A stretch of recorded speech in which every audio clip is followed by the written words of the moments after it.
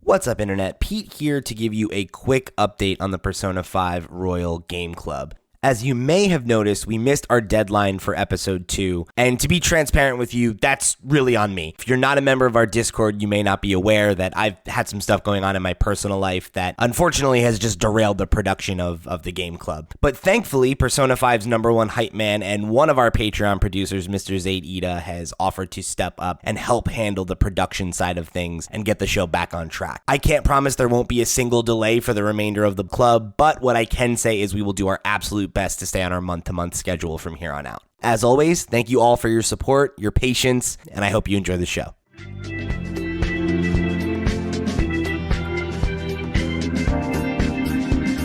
What's up, Internet? You're tuning in episode 2 of FlipScreen Games' monthly Persona 5 Royal Book Club, the monthly video game podcast where we discuss the greatest JRPG of our time, Persona 5 Royal. I'm your host, Pete and Bessie, joined as always by my panel of co-hosts, Mr. Chuy Plays. Hello. Welcome back, buddy. Good to have you. Yeah, thanks. Miss Sierra Plus Ultra. Hi. And Patreon producer and FlipScreen Games #1 hype man, Mr. Zaid. Well, just at this. This guy's got he's Morgana over here. He's carrying a whole thing of treasure.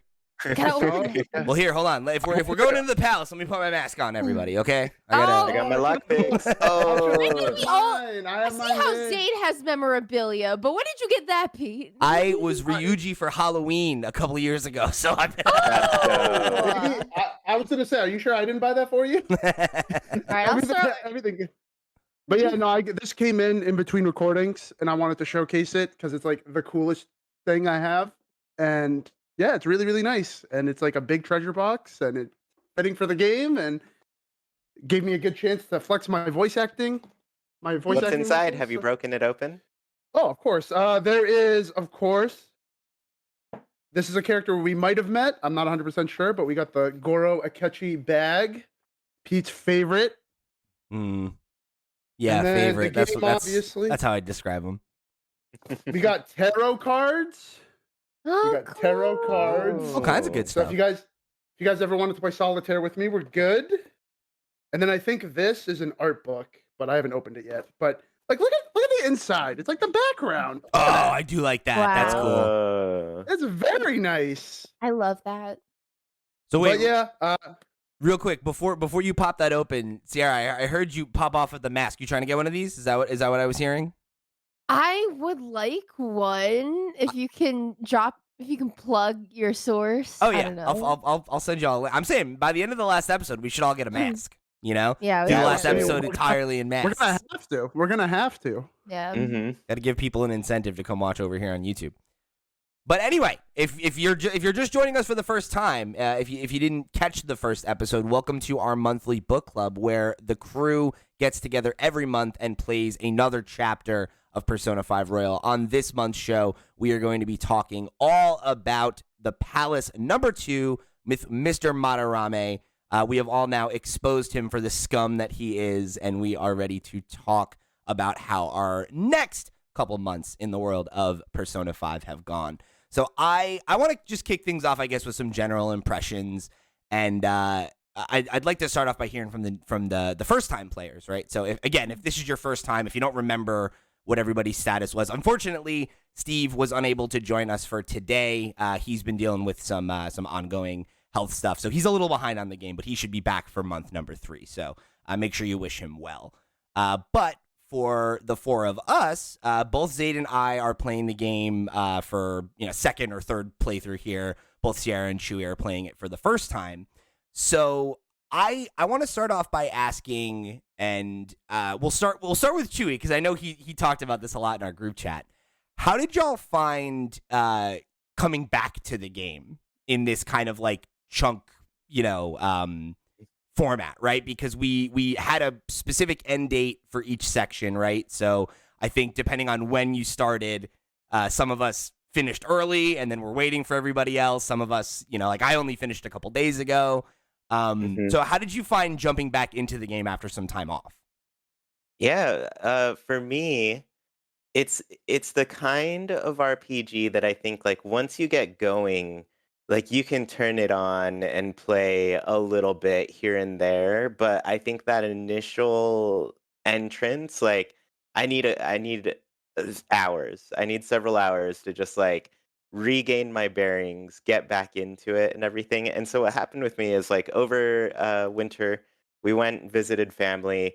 Flight got canceled and we had to find some other way to get home. So we actually took a bus and I was like, you know, this is the opportunity for me to just hop back into the game and dedicate a lot of time because I'm gonna be sitting here for like 5 hours.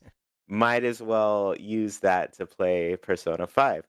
And yeah, that's exactly what I needed because I just needed to sit down with it, have a really long session, and then feel comfortable with like, oh yeah, I can play like a couple days here and every day or here and there, and just have that keep going. But I definitely needed that time to just like let's get my bearings, let's do that. And then that was just something I couldn't find for a while. It got real busy after I started a job, had to adjust to that. And then yeah, by the time I had that break, I was like, all right, now's the time. And I love it. After that, it was just like every day I was like, all right, gonna turn on the game at the end of the night, play a day or two before bed, and it was good. I think it lends itself to that. The first time I played it, I had a similar experience where, like, I think about halfway through the game, I stopped playing it for a little bit so I could play Last of Us Part 2 and then Ghost of Tsushima. And I remember coming back to it kind of being like, oh, is this going to be hard to adjust or whatever? But I think, like, the palaces, like, it makes it feel like season breaks, like in an anime or, like, chapter breaks in a manga or something like that. I think it makes it a little easier to do so. How about you, Sierra? How did you find, like, getting back into it? I would only take like breaks of maybe like a week. I try with this game, I try really hard to like chip away at it like every week if I can. So maybe like I'd have like 7 or like 11 days pass between like sessions. And jumping off from like where we last like met up in the story, like where we all caught up to. Um I I remember like I had just like, there was some more life sim stuff to do. There was, like, some more things to do Oh, before, yeah. like You had, like, a yeah. couple days left between Mhm. where the next palace started. Right, so that was where I got to jump back in, and I love that stuff. I really love it, and, so I enjoyed that and, the segue into the next chapter from that point, and, it felt like, it felt much easier getting back into it now Yeah. experiencing, like the hefty first palace and, like, the bulk of exposition that, you have to play through there. Um, hmm so, yeah, it wasn't as daunting as all, but, mementos, and we could get into this later, but Yeah, you have a good memento story. We'll talk about later. Awesome. Well, good. I'm glad you guys were both able to jump back into it pretty easily and get back into the rhythm of things. Zaid, how about you? I feel like you had the longest wait because I feel like the weekend after we recorded, you're like, I'm already done with the second palace. I got to sit here for like 2 months now. I don't know when it is when we recorded. It might have been like just like near the tail end of November, and then like I was done by December 5th. It's time of recording or day of recording. It's January 22nd. I haven't played this game in like 6 weeks, but because this game owns so much real estate in my brain, I could just recall everything that I did. And just, I guess to answer the question, coming back, it's very interesting because like both of the times that I have played this game previously, like the first time I played it, it was similar to you, Pete. Like I took a break because I played the original P5 before Royal was even out. And I was like, all right, like I'm not in a good place career wise. I should probably find a good job and then I'll come back and play video games. And then the second time, you had gotten a head start on me in Royal. Then you took the break to play Last of Us and Ghost of Tsushima, and then I caught up, and then we just essentially played the game together from that point going forward. And like coming back to it, it's like I think I mentioned it on the last episode. It's like coming home, man. It's like comfort food. It's like coming Yeah. home. Mom made your favorite dinner. You know what I mean? Like it's a game that lends itself really well to like Chuy said, like taking a break, coming back to it because like the first area of the game, like the first chapter that Sierra was talking about, is really like it's really just the tutorial. It's really like you're gonna get more tutorials as you go on, but that's like the hands are pretty much on. And like the second area is where the hands really come off. And it's like, okay, we've given you the tools, go execute. Yeah, So and that's something I remember talking about last time where I was like, I didn't feel like I really got to dig into just the daily activities as Yeah. freely as I wanted to, or the relationship building as freely as I wanted to. This And then this right part is away where they really here, let you off the leash. yeah, yeah. yeah, this is it just felt like way more opened up, and then I was like, "Oh man, I can see why people just keep playing through this over and over and over to just try different things on different days because it's all like depending on what you do that you just get like slight differences throughout. It's Yeah. cool." Yeah, like there's so much to do that like you literally can't do every single thing in one run if it's not a new game plus run. So like Mhm. that gives a lot of opportunity for you to make different decisions, and like there are entire systems in this game that we'll talk about later that I've literally never ever tried because like I thought they were a waste of time, and time is the only thing that is a finite resource in this game. But Mhm. we'll talk about that in a minute. Yeah, I would say I definitely echo a lot of what's been said. I think for me, that thing that's been fun is, the first palace is the only part of the game I've experienced more than once because I also played P5 when it first came out, and I got, I think, to the end of the first palace, or I remember getting the final boss fight at least before I bounced off of it. So Mhm. that was all stuff where I'm like, yeah, okay, this is my third time playing this part of the game, right? Whereas chapter 2 definitely felt more like, okay, this has a freshness to it again because it is something I've only done once. But even this palace I remember really well for whatever reason, probably because it's the first more open part of the Mhm. game. But moving into like the end of this where they were starting to tease the threads for the third palace, I was like, oh yeah, like this whole part of the game I don't remember nearly as clearly for whatever reason, right? Like Mhm. the big beats, sure, but some of the minutia there, I think I'm excited to kind of get back into.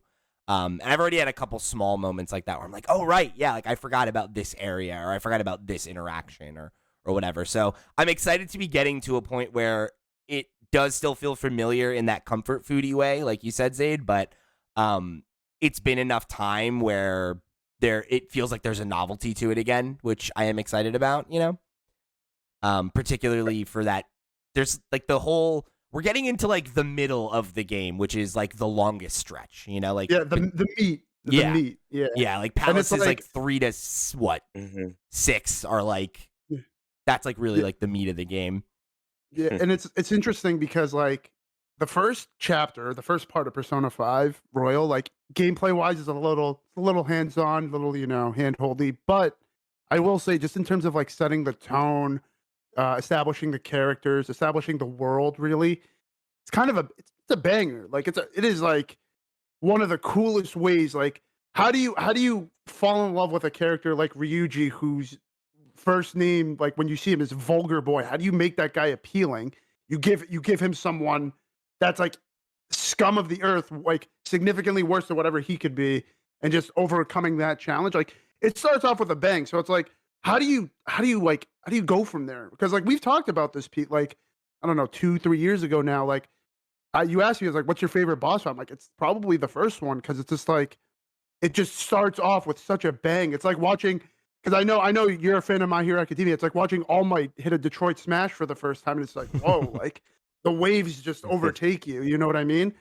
So like I was always like coming back to it. I was thinking like, how do you top that? How do you keep the player engaged like that? And I think it does like gameplay wise. We'll get into it, I'm sure, but like it just does a really good job at just keeping and progressing, constantly like chipping away at you, getting better, kind of just like raising. Like it's not like going like this and then going down and then like this. It's just a nice, steady progression to like that good Yeah, that score you build. want. Yeah, it's interesting Yeah, because like I feel like the first palace.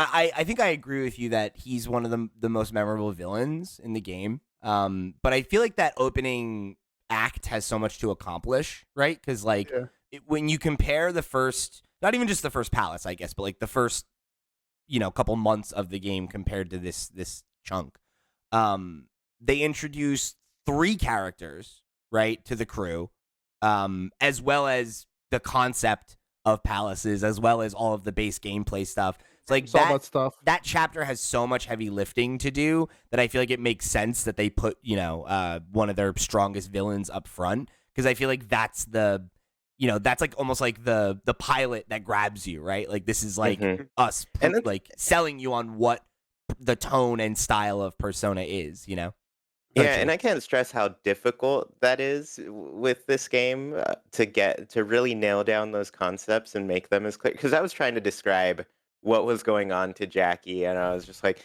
yeah, so like people's inner feelings or desires, they become these palaces, and you can go into them using this app on your phone. and it's just like, it's a lot of strange things coming together, and they just do a really good job of like making it real for Yeah. the players, making it feel like a very natural part of the world and the game and everything. So yeah, I every time I tried to tell Jackie what was going on, I was just like, all right, I get it. I just sound like I don't know. It just doesn't make sense. Yeah, but it's like I think it does the good thing of any like good piece of like science fiction or fantasy or whatever, where like when it explains things that are ridiculous to you, it explains them just enough where you're like, okay, but not like it does the like the force, it penetrates us, it binds us, right? It moves through all living, rather than being like it's shit in your blood, it's bacteria in your blood, that's how it works. Like, it's like they're not over, like the characters don't even really understand how things work that well, but they're like,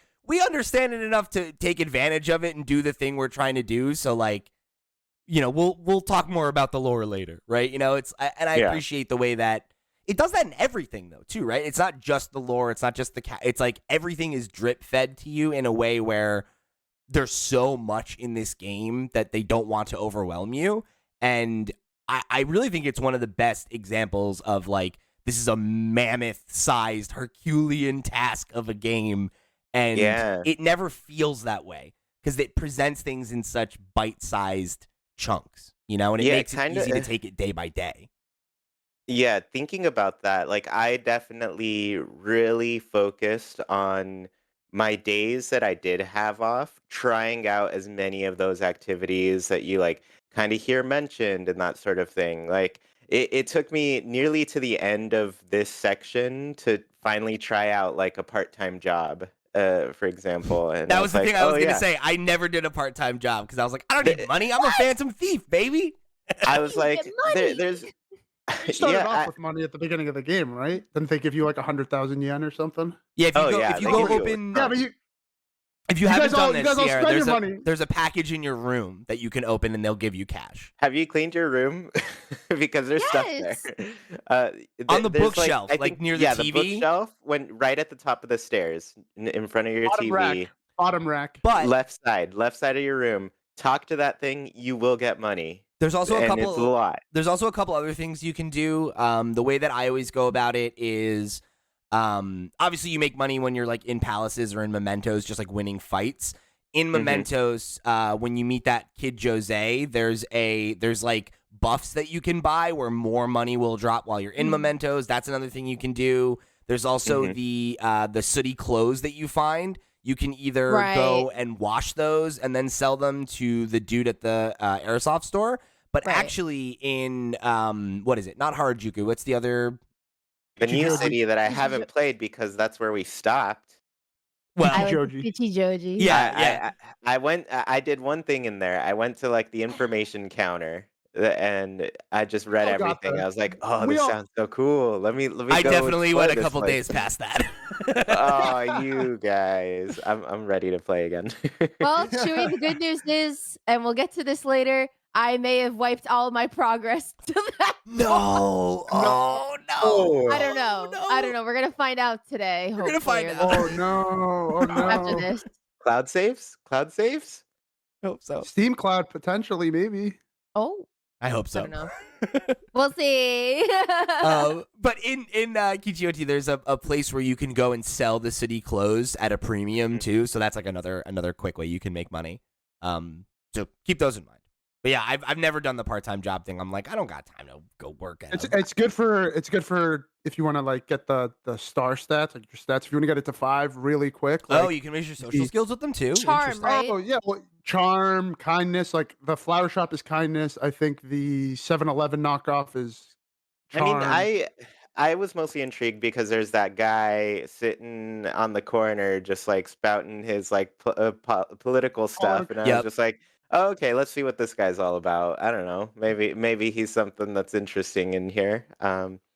But I also wanted to say, as far as like activities go, I really like the little references that we get. Like I was renting DVDs, and some of them are obvious, like Bubbly Hills 90210, and I'm like, oh yeah, that's Beverly Hills, Yeah, right? yeah. I I And got then the one that that. was an X Files ripoff. I forget what it's called, but the X Aw. folders. Yeah. And I was like, yes, okay.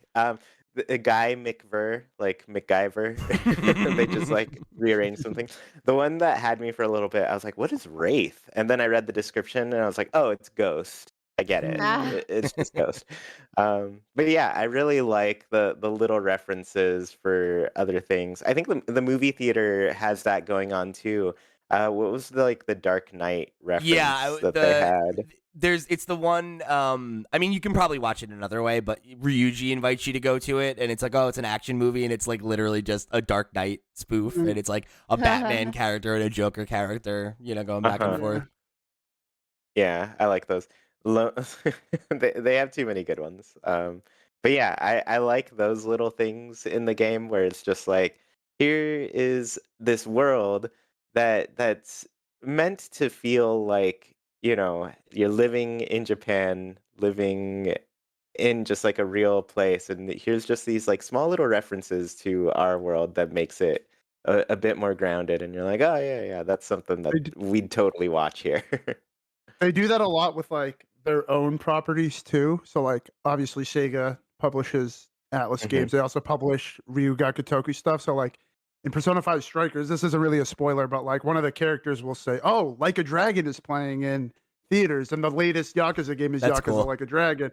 And Mhm. in Persona 3, there's like an online game you can play for one of these social links, and it's called Innocent Sin, and that's like that's like Persona 2 Part 1 is called Innocent Sin. So it's just cool things like that you like to see, yeah. Those Mhm. all those things give you stats. Like if you read the description of Bubbly Hills 90210, it should say like will Yeah, make you feel nicer or like will Raise raise your charm. your yeah, stuff like raises that. charm. Yeah. So be sure to read out to that because those stats will be important later on. Yeah, Mhm. so like how have y'all been doing that, right? Like, have you been going out of your way to raise your social stats, and like what things are you doing? Because like we said, there's like the DVDs, like you can like read books. There's like the library, there's a bookstore you can go to, like all kinds of different things. Like, what other stuff have you tried? Lock picking is the worst, like making lock picks because you get 1 point of proficiency for doing it, but there is the rare chance for RNG to work in your favor where you make 2 lock picks on one go I and got you'll get lucky. 2 and you'll get 2 points. So I have like I told Pete this when we first recorded the podcast a couple of years ago, the spoiler cast. I have like a notebook of everything I did. Like I was obsessed with this game when we were playing it. And so I just went and I'm like, oh, like May, whatever. Oh, I guess I got to sit here for 45 minutes restarting the game. So if you guys were getting pop-up notifications that said Snack is online playing Persona 5 Royal, apologies in advance.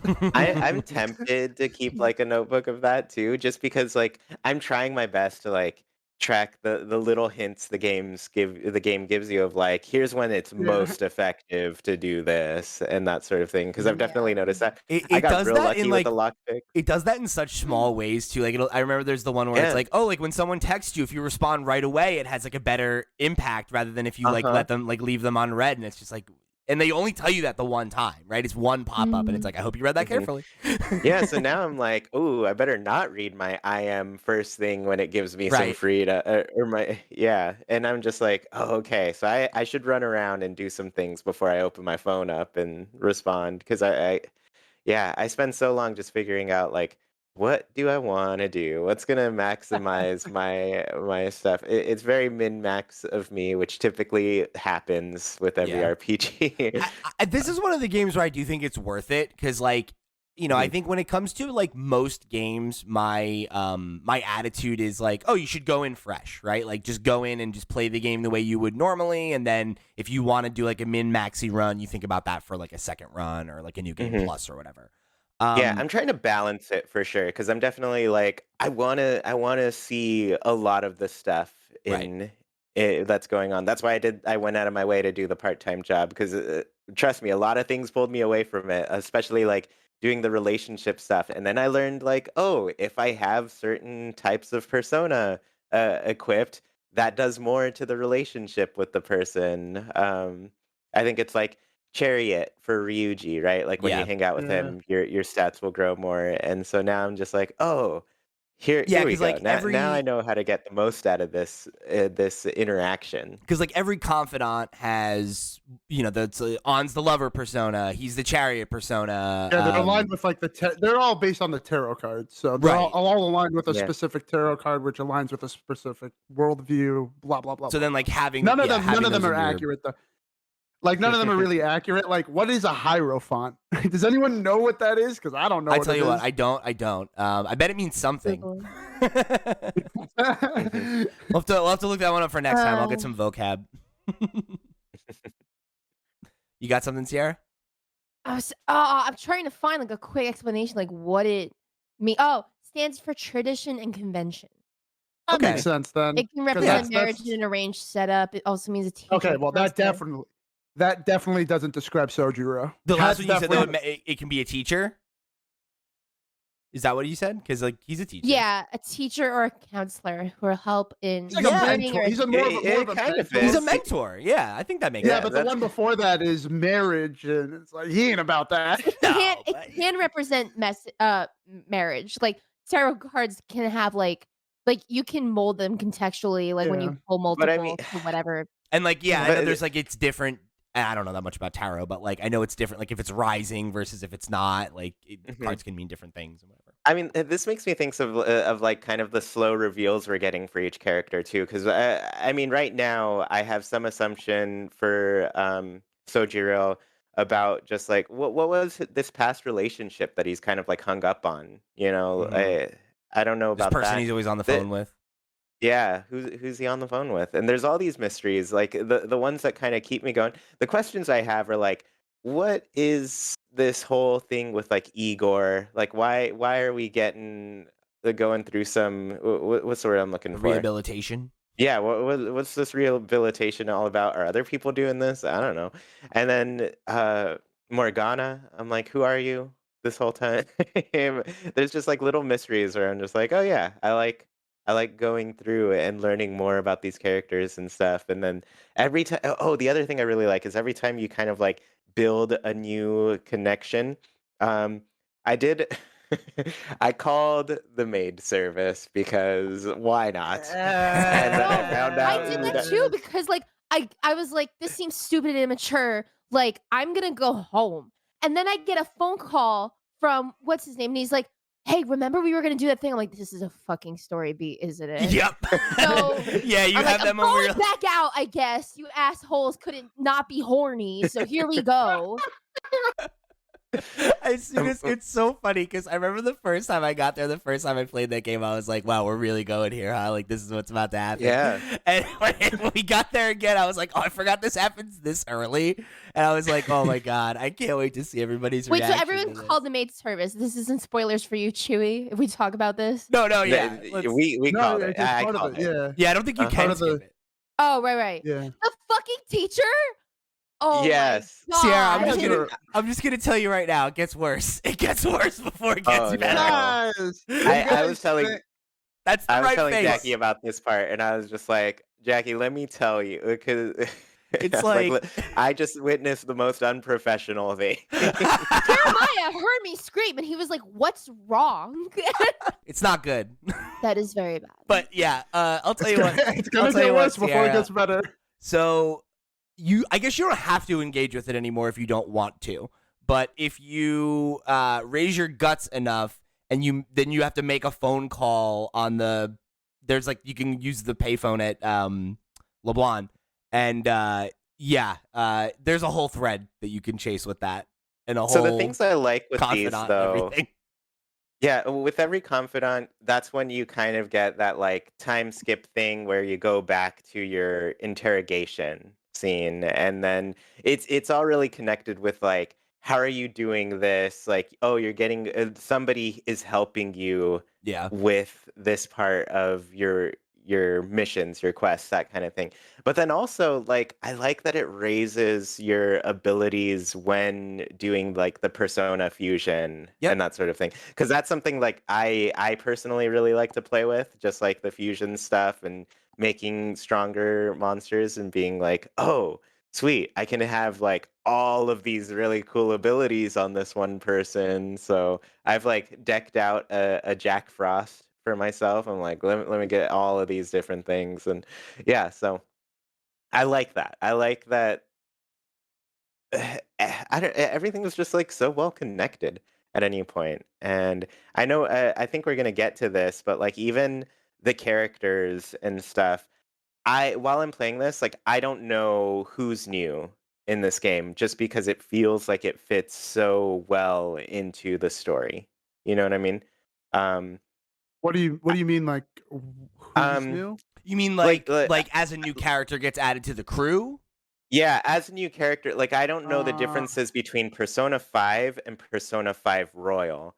And I think I that's like a gotcha. testament to like how well integrated all of those things are into it. Like looking at the notes right now, we're gonna get into it. Dr. Maruki, the that guy, Yeah, let's talk I about kind him. of looked it up because I was like, is this like not because I wanted to know what was new or not, but specifically because I know you had mentioned like make sure you get connected to this certain character if you Yeah. want to experience like the royal things, the things that are like new at the end of the game for this. And I was like, who is it? I need to know like who I should be focusing my efforts on, right? Right now, it's just Maruki. And then I was like, oh, this character didn't exist in Persona 5, and they're just like so seamlessly added into the story. I don't know, it Yeah. just feels like uh it's just clean. It just feels really clean to me.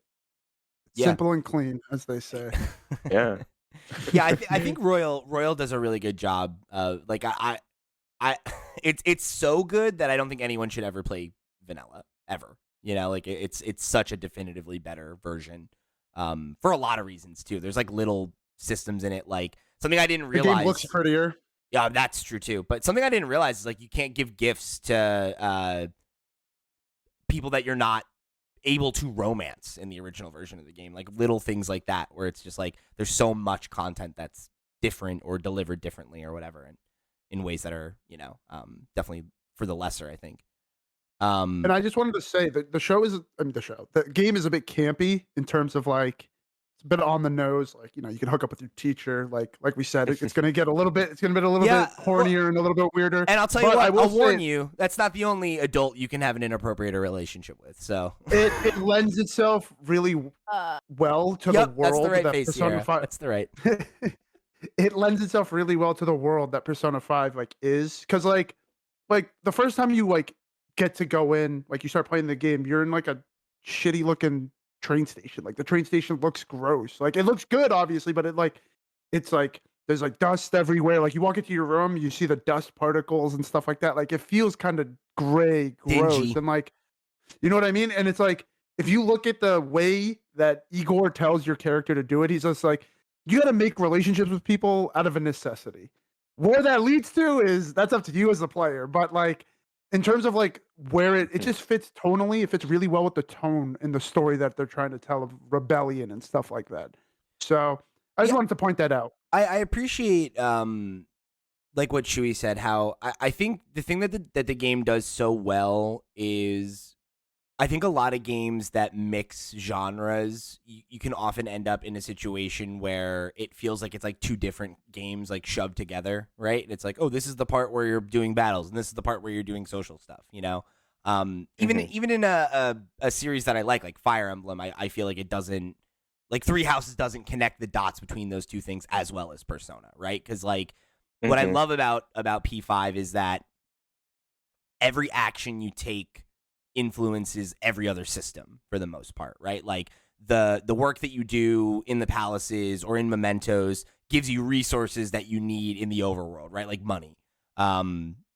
And then obviously the connections that you make influence your character build and the way that you deal with combat and, which personas you can level up all the way and all those kinds of things. And I just love how those different like buckets feed into each other. So like not only is it rewarding to, advance your relationship with like, Ryuji or An or whomever, because the content is good and like it's cool to get dialogue between those characters and you like spending time with them. But also, right, it gives you an edge in battle. It's going to make the next time you head into mementos easier because you went and invested that time and you raised your confidant level. And now, the characters that you're bringing in have new skills. And I think that loop is just so deeply satisfying, And Tai Takemi is best girl. Oh, yes, finally. Someone with some sense. Yes, I thought I'd been alone. Like, you got Pete over here. He's like, oh, is the only other, you're going to hook up with a bunch of older women. Yeah, it's kind of weird. It's like, let's have some fun. We're playing a video game, right? Would you do this in real life? No, of course you wouldn't do it in real life. What's the escape? You know what it is?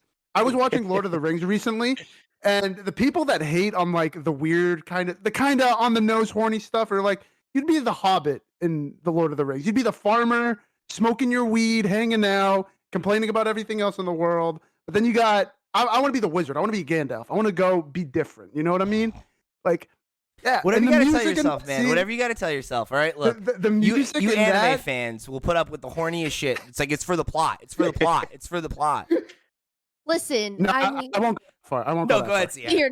you're not wrong, but don't like the teacher-student dynamic. I don't like imbalanced power dynamics. No, it's not. And That's just me. we got to talk. It- We'll it's talk. awkward. Mister now. We'll talk Calls about me it. Mister now. We'll talk about it next at the next episode because it gets worse. It's problematic for like so many reasons.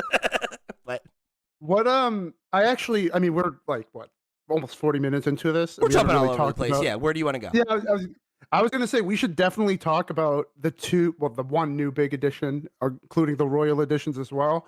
We haven't talked about. We spent a lot of time talking about Ryuji and An last time, and how great characters they are, and Morgana, and how they leave a lasting impression on you on the first go around. We get introduced to a character that I fucking hated the first time I played this game. Like the first time I played this game, I hated this guy. I feel like he might be he might be the most divisive member of the Phantom Thieves. I feel like a lot of people don't love him, but I think Yusuke is hilarious. So here's the love thing, him. right? That's Yes. the beauty. Like when I first played this game, I didn't like him, and then he grew on me. And like Yeah. as soon as he showed up on screen for the first time, he plays that 2D like anime cutscene. I'm like, he's such a fun guy to be around. He's so funny. He's so like, it's just because he's not intending to be funny. He just is like, you know. He's just what I a mean? weird He's- guy, but he's Yeah. genuine, and I think that's why I like him. Is like he's definitely he does some of the weirdest stuff out of the crew. For And what sure. do you guys? I'm just trying. I want to get like general thoughts. We'll go since I'm on the far right on the Discord view. I don't know how it looks on the actual view. Sierra, Pete, and then we'll go Chewy. So Sierra, how are you feeling about Yusuke? Yusuke Kitagawa, for those who don't know the full name. At first, he was sus, right? He's like, Yes. I like the only way I can make a very poignant art piece is to paint a teenager nude. So he's like really hammering home on this, like, will not stop asking. I'm like, bro, please. Like what a but- pest. Yes, but like the more you learn about his past and like the more his eyes kind of open to the atrocities he's being like that like his like de facto father figure is like doing to him, like he grows very quickly. He develops as a character very quickly. So it like his like journey like endeared me to him, and I loved the way that this chapter wrapped so much. It was very yeah, I had me in my feels. I like him. I actually replaced Ryuji with him in my party. That may change, but I did for the same now. thing. I did the same Yeah, thing. yeah. Just for this palace. Just for this palace. I always shuffle him out. Yeah. Yeah. Yeah, I think in the first palace though, I shifted out Morgana and just used I used him instead for the rest of it. But I feel like once you get to the next palace and you have like enough to have more you know, shifting out, like that becomes such a fun strategy of like, okay, like this is my A team and then this is my B team, and like when A team gets tired, we shift these characters in, and then use all. Yeah, it's there. That there's a lot of fun to be had there. Yeah. But yeah, I also love Yusuke. I think he's a very like interesting character, the way that he's used in the script, because like he's often a comic relief character, but he's not a funny character, like Yeah, I don't think he Yeah. intends to be funny No, at any yeah. point. That's Like why it's just he just him. is. he's just He's awkward. like a fish out of water. He's a fish out of Yeah. water. Yeah, Fish out of yeah, water. It's like yeah. it's like that. He's like there's so much to be wrung from that, and I think they get good usage out of him. And it's funny because I definitely felt the same way the first time I played, where I was like, I don't know about this guy. Like, he seems like an asshole. He seems pretentious. He's whatever. But yeah, I think the more you get to know him, the more that you see that like he's genuine and he's like an earnest person. He's just a weird dude, and he's very awkward. And it's like, okay, that's fine. Like that's a type of person I can vibe with. And I think the thing that's so interesting, because I don't know, I don't know if you agree with this, Zaid, as somebody who's beaten the game the first time, but like I think that the dynamic between Joker and Ryuji is like, I still have always felt like that pairing is the strongest of all the Phantom Thieves. Big three. The big three. Yeah, like I think that core group of the three of them and Morgana are like, they're the foundation of the group, Yeah. But then like I really think every character that comes into the mix is just as likable and fleshed out, and the dynamic just keeps growing in a way that feels natural. Which I think is really a testament to like, again, like how strong they do a good job of like building the setting and filling it with characters that are likable and believable and memorable, I think it would be easy to have like the new players that come in not feel like they fit in the ensemble as well, and I just don't think that's a problem here. Yeah, it's funny because I like probably back in October, November, I think I was featured on a channel on YouTube, that Nintendo Quality, where he was like reviewing the game, and I like highlighted On and Ryuji because I'm just like, they have arguably like the most basic backstories. It's just like the voice acting, the writing, the general, just like the relationship between the bad guy and the good guy is just so much different, so much more unique, so much better fleshed out, that like, sure, these are like pretty like typical, stereotypical, like go-tos, if you will, for like character development backstories, but like they're tropes. executed so well. And that's why I'm with you, because they're two of like the most interesting characters, because they just move past that. Like that's not their defining thing anymore. And like how you go, like, because we've seen people get it wrong all the time. So it's like, it's very fascinating to see like, we're going to take this basic ass story and we're going to just milk it for as much as we can until we get to the point where this character has transcended that.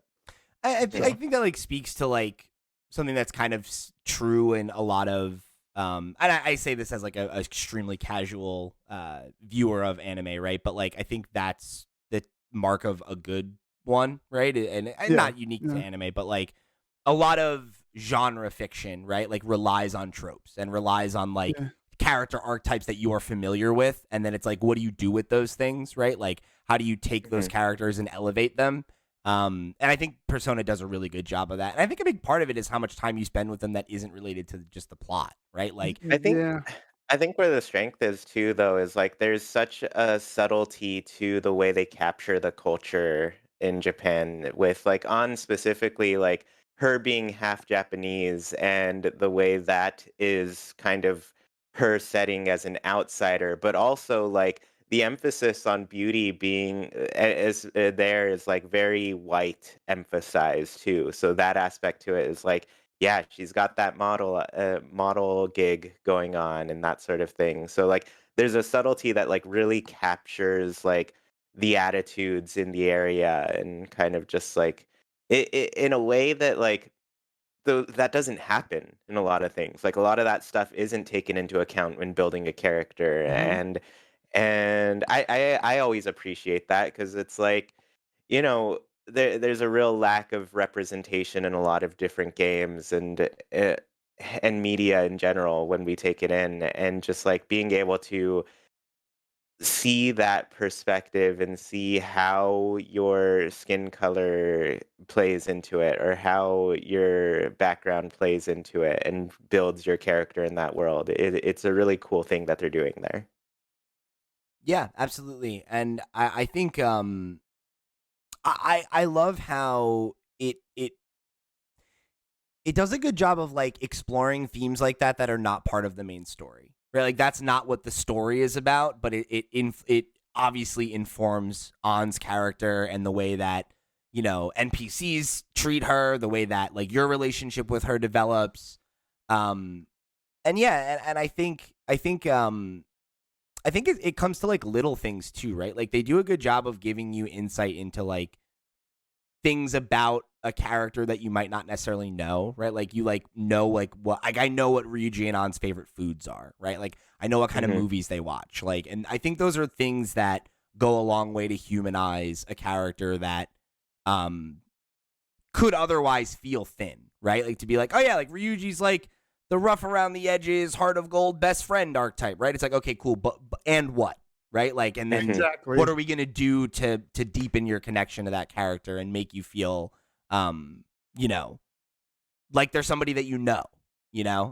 and yeah, I think I think they just do that so well, and it's true for I think all of the confidants to some degree, but particularly with the Phantom Thieves, like the main cast. I think Yeah. It's not all of them. Not all of them. So, yeah, not all of them are So- as There's good. yeah, there's some. I'm not gonna say stinkers because comparatively speaking, just to other games, they're probably like up there in terms of like very good character development. But they're characters you don't really care about at that point. Like there's so many that, but he's like, yeah, I guess I'm just doing this for a checkbox just to get the trophy. You know what I mean? I think that also speaks to like the ability for you to express yourself as a player, though, right? Is like which characters do you gravitate towards? Who are the ones that you Yeah. think are interesting, and then that like that you want to spend time with? Because there are confidants that I started and I was like, I don't care about this person, and I stopped spending time with them. There's one that we're all at the same time. As soon as she gets unlocked, we're all just gonna be like, "Fuck that!" I'm telling you, everybody universally hates this person. So it's like it's not just me or Pete; it's everybody else. so I guess I should say with Yusuke, my thoughts on him, same as Sierra at first, where I was like, I don't know, this guy seems like I don't know if I can trust him, at that point, as a player, because I'm like, okay, he seems pretty dedicated to Madarame. We already know we can't trust him just based on what we've learned from what's our little website called? The Phantom Thieves website. Phantom Thieves aficionado website. Yeah, yeah. So I'm like, all right, so this guy, but at the same time, I know that there's probably some sort of trauma there. There's a real imbalance of power just based on like, okay, this art guy, he's a thief. He's stealing his pupils' work and that sort of thing. So I was like, okay, we'll see what's going on. And I think they did a good job of like really capturing like when people are in that situation, like how they feel trapped and how they feel they have to be dedicated to this person that's kind of like all they got, and that's like Yeah. what their world is. And Trauma you see, bond. yeah, and you see our leads kind of come into his life and make him kind of break down those walls, break down what's like going on with his relationship with Madarame, and giving him more of like a support system outside of that. I love that And the that's Phantom like, Thieves are basically an emotional support group. Like, yeah, yeah, Pretty it's much, nice. yeah. like, Yeah. we all have different trauma, but we all are informed by trauma, right? Like you made the point about how right, like the thing that binds them all is that they're outsiders, right? And like they're all outsiders for different reasons, but Mhm. it's really cool how I feel like the general narrative of Persona is about like obviously rebellion is like a big theme, but it's like about like it's the found family thing, right? It's like the whole like you know what has made us outsiders from society and made it so that we've had to experience this trauma like is also what is our source of power and what has given us this source of community and like gives us this ability to to change the world, right? And it's very cool how I like that aspect of it a lot, of like the camaraderie among the kids and how they go from being these people that, are lonely and scared, and then like you see them as they come together as a group, like they're being more social, they're going out more, like like Ryuji talks about how like he's the happiest, like there's a line where he's talking about how he's like the happiest he's been in years, because like he has this this goal and this sense of belonging in the Phantom Thieves, right? And it's cool that they have this super secret superhero club and everything, but it's also like he has a buddy to go to the movies with again, and like that's just as important, and I think that's so much of the magic of Persona 5 is like balancing the fantastical with the mundane, and like that there's so much magic in just like normal small moments, and like going to a movie with Ryuji, going to get tea with An, right? Like just things that friends do, and how that that's the source of so much of their strength, This is one thing that I really appreciate about the game. I remember I was listening to a podcast. I think it was maybe Triple Click. But I was mostly like looking through an episode again because I remember them having a conversation about like life sim games and just like how if we were to apply a lot of these things, like they're very colonial, they're very detrimental to the ecosystem, to an area where it's like a lot of taking from resources and that sort of thing. But the conversation kind of went along the lines of like how other games kind of choose to reward actions. And one example was like, I forget what the game was called. It's about like being a writer kind of thing. And oh, if you choose to just like watch TV all day, you'll get kind of sad because you didn't accomplish any writing in that day, kind of thing. But like, I feel like Persona 5, like all of its systems really go against uh, I guess against that concept of like if you choose poorly, you're not gonna get anything out of it. Whereas like I feel like this one is like, yeah, you can watch a movie and get something out of that. And I I think in general, like that's kind of like how I like to look at life and stuff, where I'm like, I don't see the point in being like sad about like watching TV all day, or like maybe you spent it all in bed. Like maybe you got something good out of that. Like Yeah. focus Aw. on the positive aspects of that. Like you're growing in some way.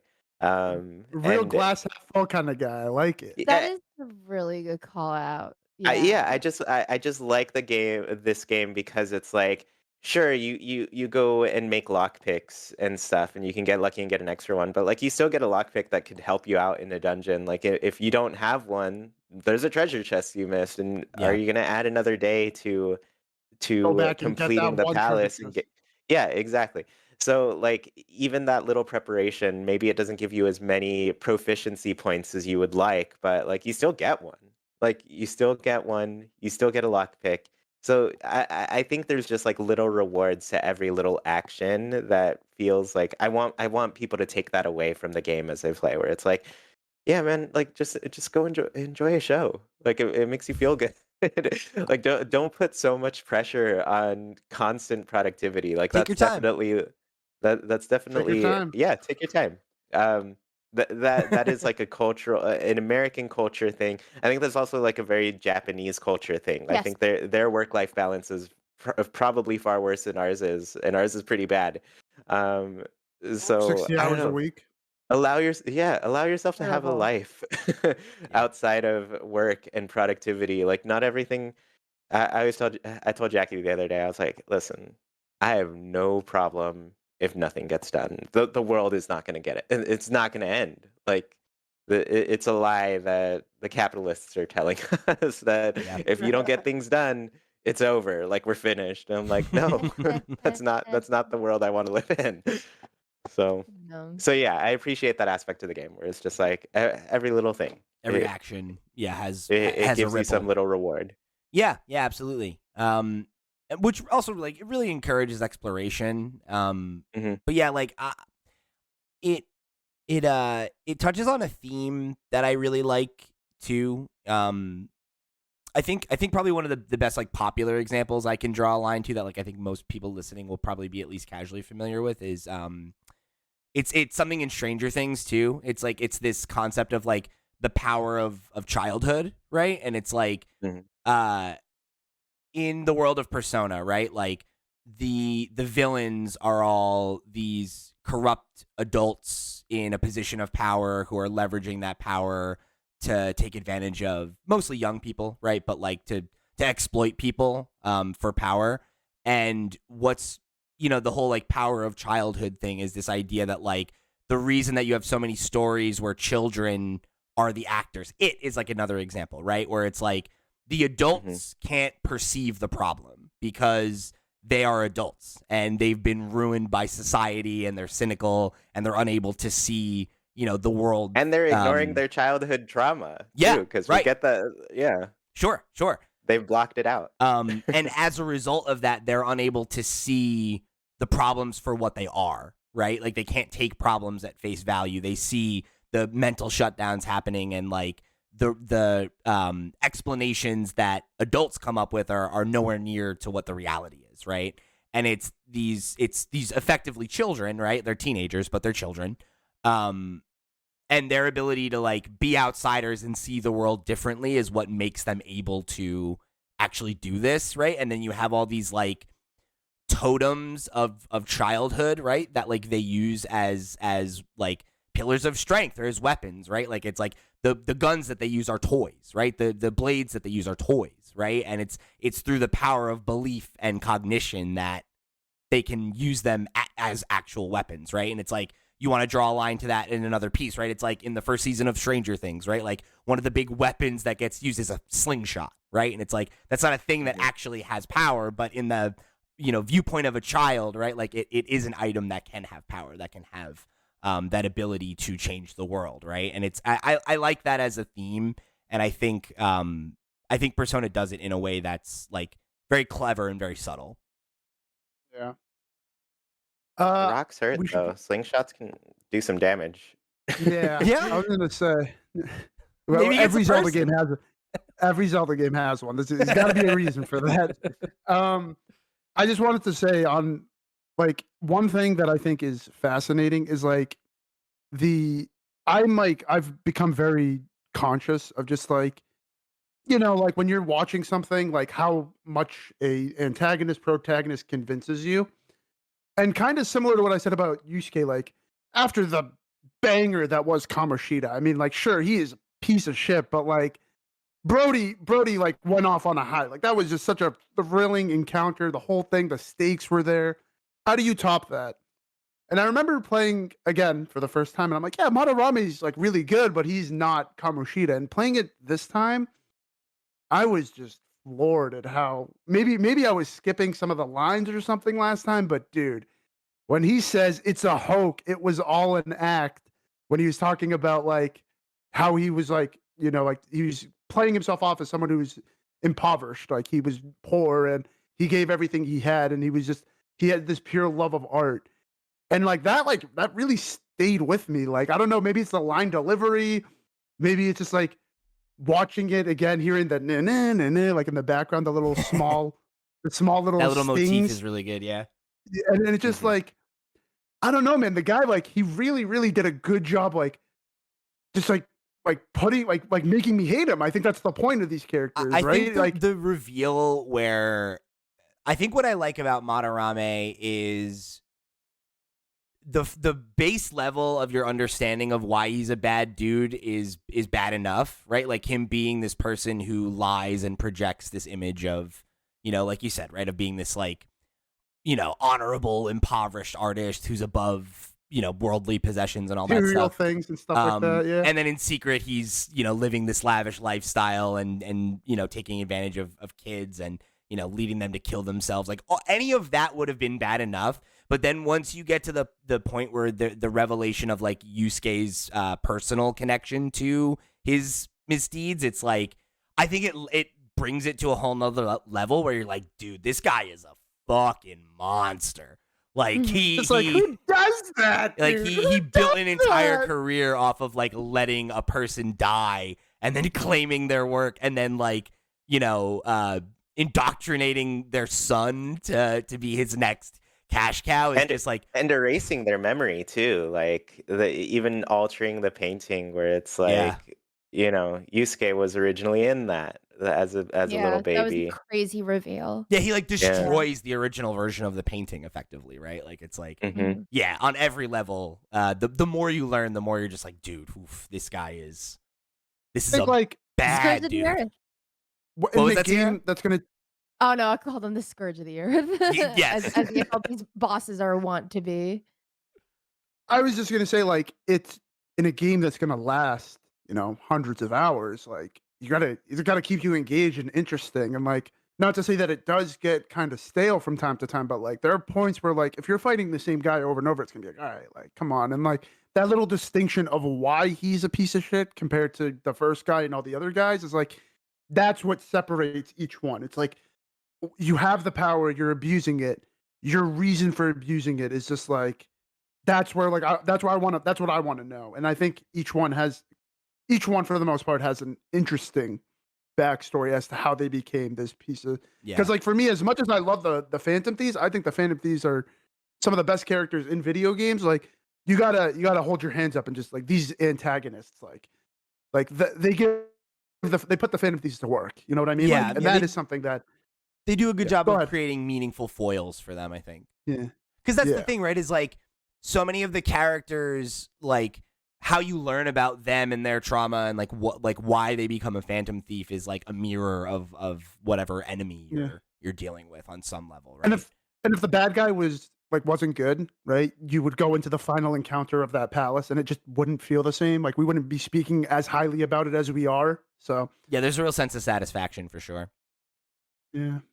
So we got some more to talk about, but let me just remind you real quick that this episode of the Persona 5 Royal Book Club is brought to you by our Patreon producers for the month of January. They are, of course, Anthony Gonzalez, Christian Oliveria, Christopher Valenz, Earth Visitor, Gabriel Hasselmeyer, a.k.a. Asobi, Mary Berry, Matthew MQC, Ty the Dude, Waka Hula, and, of course, Zaydita. Thank you all so much for your support over on patreon.com/FlipScreenGames. You're all the realest of the real, and we greatly appreciate your support of this and all of the shows we do here at FlipScreen Games. If you want to get involved, get your name read on the air, or check out some of our other content, head over to flipscreen.games. That's our website where you can find all the ways you can get involved. Make sure you write in for next month's book club. We'd love to hear from you. So we've talked a good amount about, I think, the kind of the social sims and like the general story and everything. I'd like to talk a little bit more about the palace itself, right? Because I think for our first time players, this is your first look at a palace that wasn't the castle, right? So I'm interested in asking like what were you expecting? Were you thinking that each one was going to be like a palace, a castle? Like, were you surprised to find that it was a museum? Was there anything about like the layout or the puzzles or anything that surprised you or caught you off guard? I wasn't surprised that it was a museum. I thought like maybe it would be a little like, what I will say is like I personally found that the palace, Kamoshida's palace, felt so huge to me, like enormous. It felt very daunting to explore. I didn't get that with the museum at all. And like, Same. yeah, I did not feel that it was as intimidating to explore. I think it's also better felt organized. Like, Like yeah, it's like very like phase oriented. There's like the first area and you hit a safe room. There's like another big chunk and you like I feel like it's easy to take it in like floor by floor a little bit more. You know what I mean? exactly. Mhm. Yeah. For the most part, I had a pretty easy time navigating through it, except for the lasers, because that was when I hate those. I've prided myself on keeping a very low stealth level. Like Kamoshida did not detect me for a second when I was in there. Maybe like I got it up to 5% at most. But that laser room really messed me up because I guess I just didn't I had bad RNG or I just didn't strategize right. I ambushed the one guard in the laser section. But the second that battle was over, the other one saw me. Uh-huh. So I messed up at a couple points so bad I was up to 45%, and I think I messaged the group chat and I was like, "I fucked up so bad."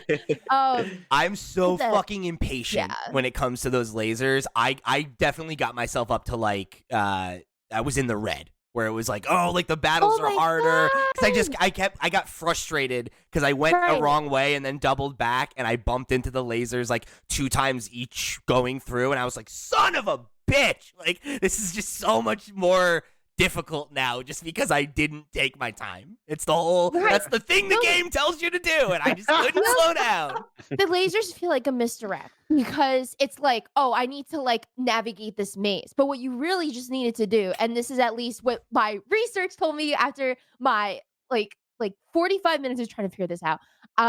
You just duck under like the one thing. I went and I fought the guy.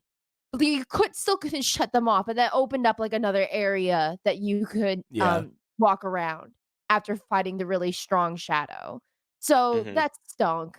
I like wanted to just like figure out the lasers, but it's just yeah, it was like a huge like misdirect for me. Like I was just walking in circles Drives me so forever. fucking crazy. That one part of that palace is like it drives me nuts. That the part right after too, I think you get the kind of riddle where it's like, oh, it's at Madarame's feet, right? Uh-huh. And I walked around for a while and I was like, am I supposed to like get another clue for this? I don't know. And at that point, I'd already spent quite a bit on the game getting through the lasers and making it through all of that. And it was getting late, and I was like, I'm gonna go to bed. And so I kind of just turned off the game for now. Just it's on the Switch, so I was like, I can pick it up right where I left off in the morning or something when I have more brain power. And then I actually like looked it up because I'd spent way too long looking for like what this feat clue was. Lo and behold, I turn on the game. I'm literally right there. I was like, I just like could not.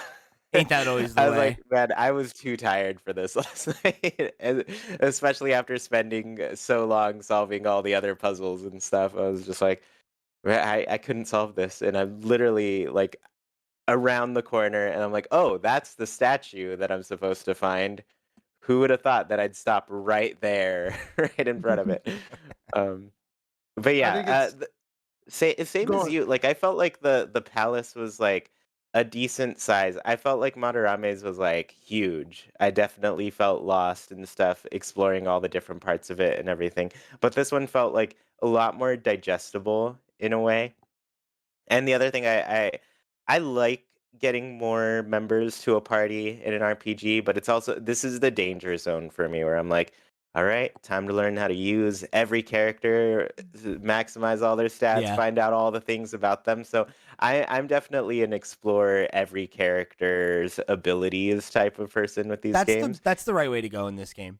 You'll have like Yeah. especially later on like a big part of your strategy is like utilizing your members in the right way and making sure that you're like switching them out enough that like you can, Hmm. in like Well, certain like palaces there'll be like maybe like types of enemies that are more prevalent, so like that'll sometimes encourage you to use different combos and stuff like that. So I think Hmm. you'll be rewarded for that. we've all played Pokemon before, and I mean, if Yeah. you think about it from that perspective, like Ryuji is the Pikachu, he's the Thunder type. You know what I mean? Like On is Hmm. the Fire type. Uh, Well, and what's it's his like name? certain characters are like better defensively. Like Ryuji's like a And little also bit they like beefier, right? they Like get like they get ridiculous abilities. Like you'll notice as you go on, like the buffs. Like one thing about Shin Megami Tensei games and Persona games, you got to know is you live and die by your buffs and debuffs. You live and die by them. Those are arguably the most important skills in the game, at least in my opinion. So like the fact that not just your character who has access to like I don't know the 20 personas at a time at the end, who knows, but Hmm. not only that character, but like your other characters, which would normally just kind of be like fodder and filler in your team, actually like provide gameplay. They actually provide like good gameplay. They provide like good opportunities to strategize. Like Hmm. I mentioned it. I mentioned it. Like you just said it. Like Ryuji's probably some guy I'm going to use like in the end game because he's just a tank. He's just a beefy boy. that guy does not skip leg day. You know what I mean? Like Mhm. he's a good guy to have in that area. Like if I want to have healers, I'll bring On or Morgana with me because they get healing skills and stuff like that. And you'll notice as you go on and stuff like that. For me with the palace, I would say, I mean, it's kind of funny. We all have like a different frustrating part. For me, it was the paintings. Like I think the paintings part where you're like running through I the love artwork, that. Yeah. that is probably one of the coolest parts in video games. But man, oh man, did I just keep going left to right, and I'm just like, how am I not ending up at the top left? And then there's like one where you have to like climb the rock, and instead of going right, you have to go back, like into the backdrop to the end at the other one. Mhm. And I'm like, oh man, it's really really cool, but that was like the frustrating It part for me. changes on Yeah. you too. That's the thing. Like there's Yeah. like it changes 2 different times. So you're like, okay, I know the order, and then like it's like the Yeah. third time you're like, wait, which one is it now? Like this. But I have to go down this path that didn't exist before. Like, Yeah. very very cool, but very very annoying in my opinion. And I think that the dungeon is sick. Like the lasers are a nice thing to like just watch out for. The reveal at the beginning of like what Madarame really is like you see the painting of Yusuke and it's not like fully formed yet because Yusuke isn't the finished article. Like just those small things, like Yeah. it's just And I like so good. Man. and I like that, you're kind of shown that painting a bit.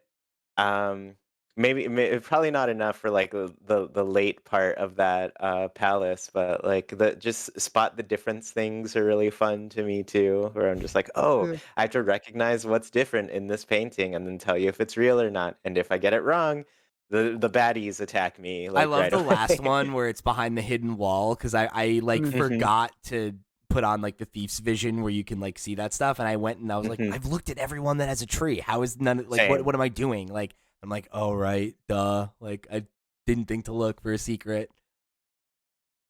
Yeah. Also on the Pokemon thing, I was gonna say, yeah, it's just like been ingrained in me since I was a kid, where I was like, all right, time to make sure all my Pokemon are the same level all the time. So I got to make sure I switch them out and that sort of thing.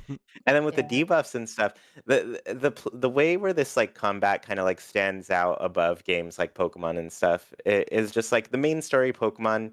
It doesn't matter. Like you overlevel your Pokemon, you go through everything pretty quickly and easily. With like these games, it really takes into account those abilities and making sure you're like hitting those strong, super effective attacks so you can get a bonus attack and baton pass It's and not like easy to yeah. grind either because like grinding Yeah. you need to spend Mhm. resources to do it, right? Like every time you go like if you want to go to mementos, you can grind, but if you don't have like SP restoring items, you're going to hit a wall eventually, right? You Yeah. know, and like Mhm.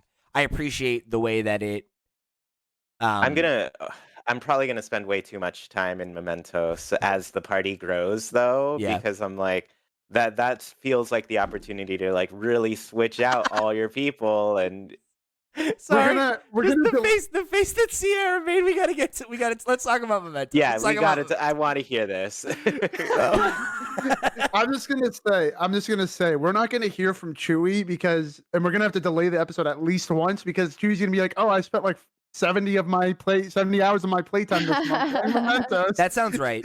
Yeah, I Yeah. And remember. I always remember the story that you told on Nintendo Noise where he didn't get out of the first area in Fire Emblem Three Houses for like Yes. 40 I hours, was and I'm just like, about to how I think First it half was of the longer. It game. was longer than that. It was longer than that. The first half of the game is probably like a solid 60 Yeah. hours. Because How? I remember when it was like Chewy and I, we were like newly friends at that point, and I remember we were talking about it, and I was like, "Oh yeah, like you're still chipping away at it. Like how many hours in are you?"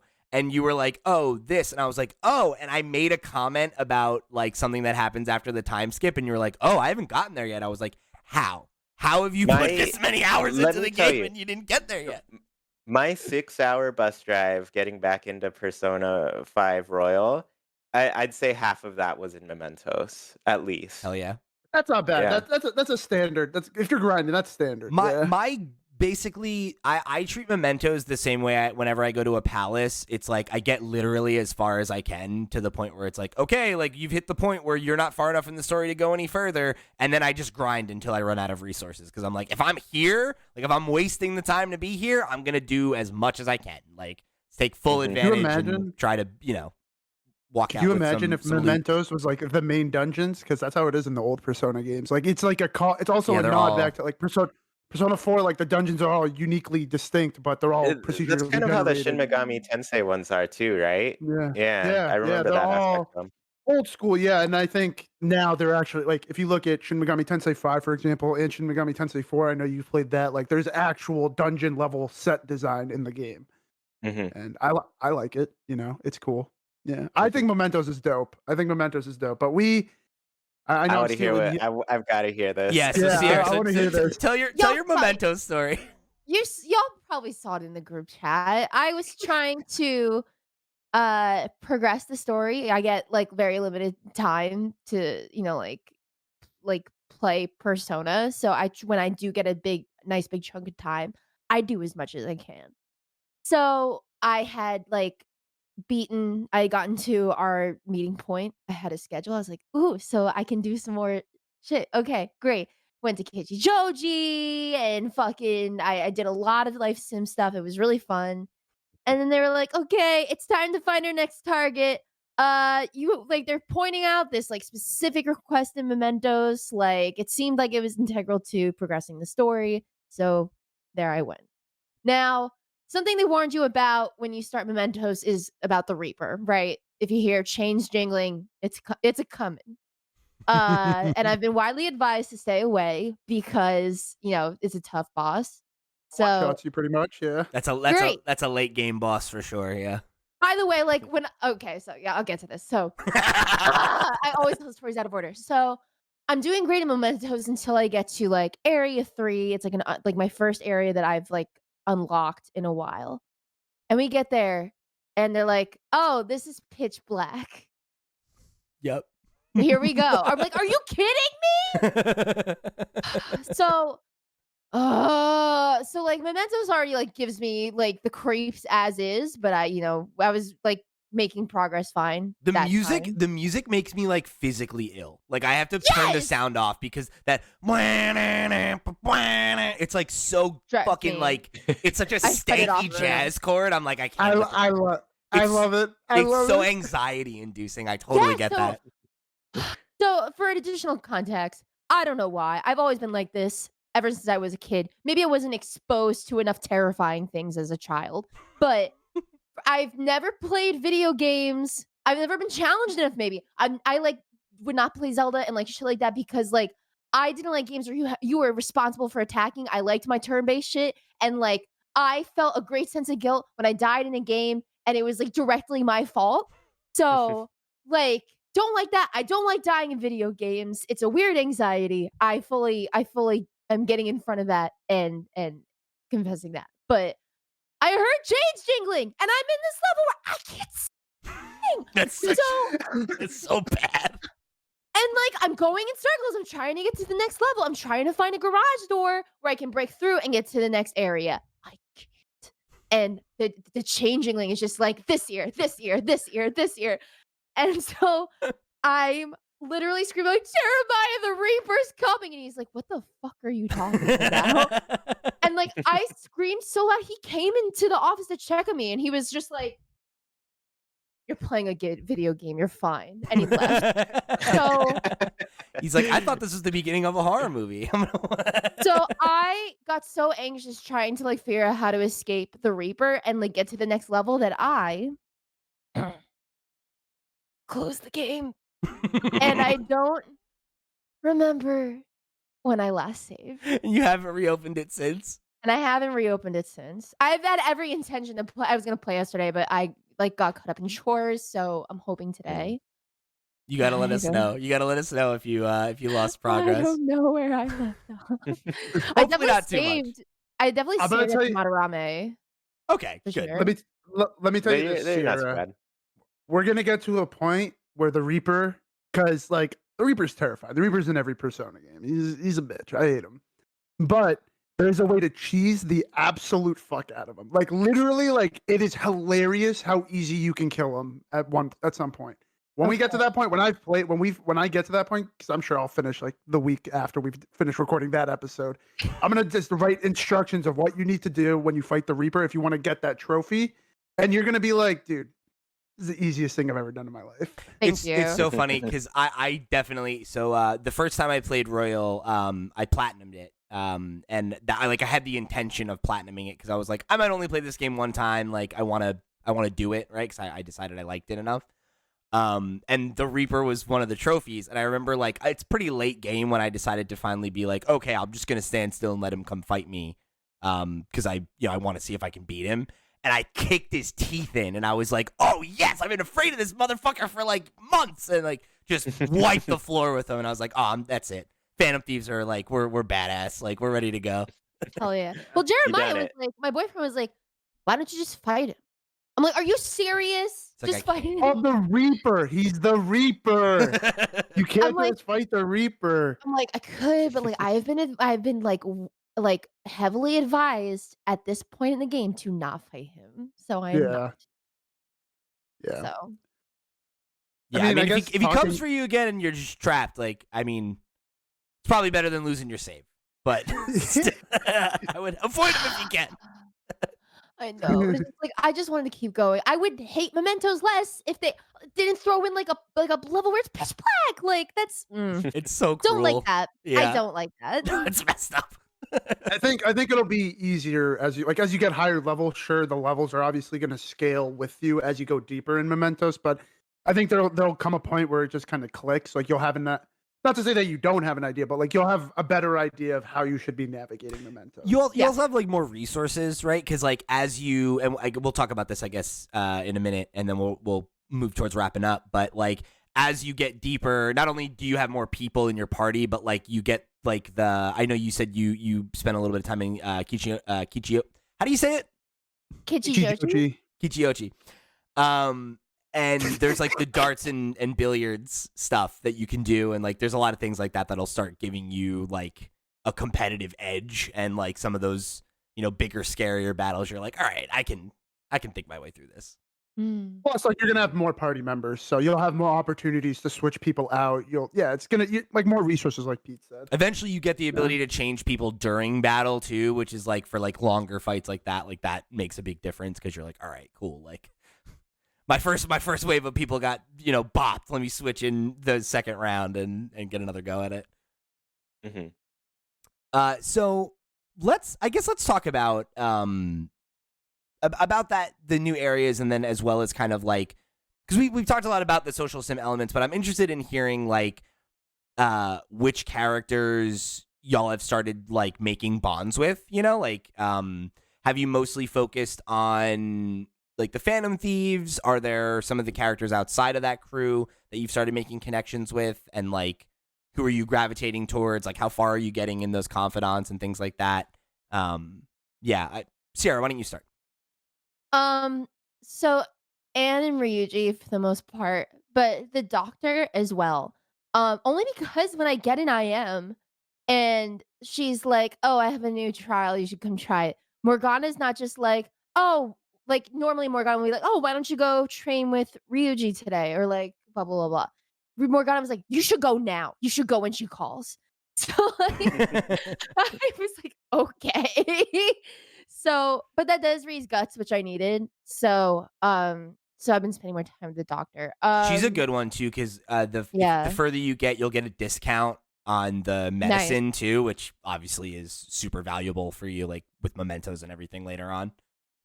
Yeah, Mm-hmm. but no one else really. Like I want to spend more time with Yusuke, but I've just kind of been like not having a goal in mind as each day goes along. Like I'll kind of just go with my instinct. Like I'll go hang out with somebody, or I'll go to the movies, or go to Central Street. How about you, Chuy? I feel like I spend a lot of time with the characters. Every opportunity I try to get a lot further. I think my lowest is actually Sojiro. I'm kind of checking my menu right now, but I think I've got everybody at least to level 3. I've got a couple people at 4. Doctors at 6. Tai Takemi. But yeah, the only ones that are lower than that are the ones that I got very recently, kind of late in this section. The interesting one I ran into was the twins that are the strength. confidants and that sort of thing.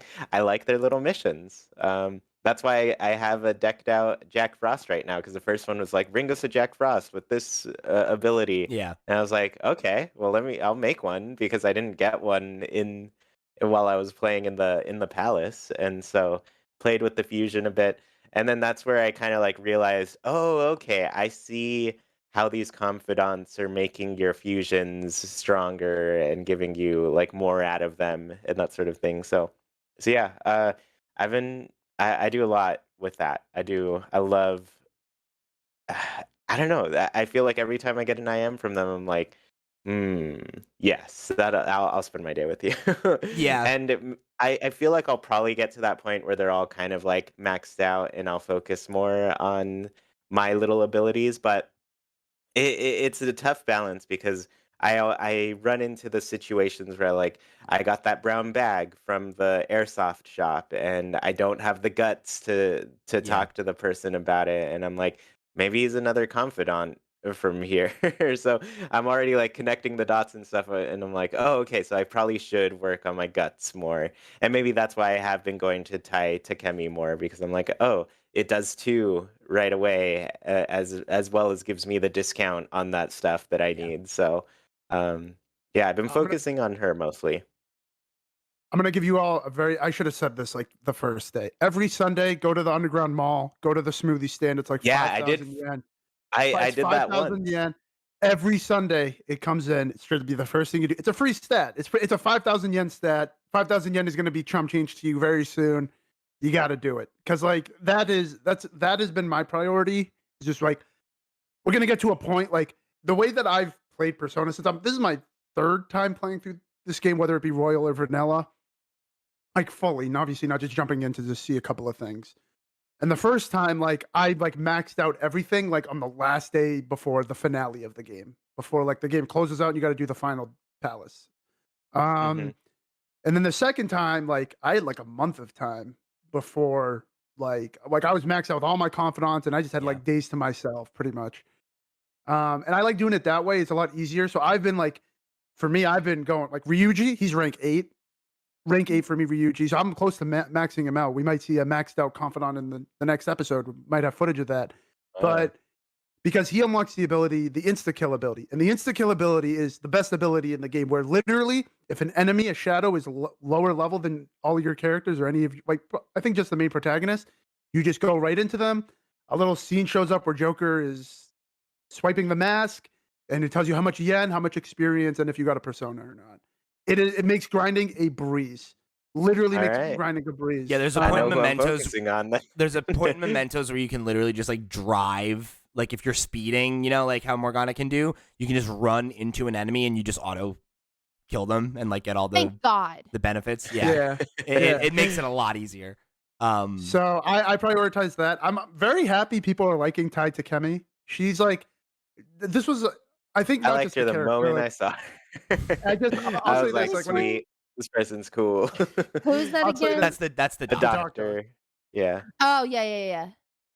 I think like besides like the whole, she's an adult, you're a kid thing. I think the music in that section in I'm her an adult. hospital is a banger. Like Can you I think the date song her is too? You can. Yeah.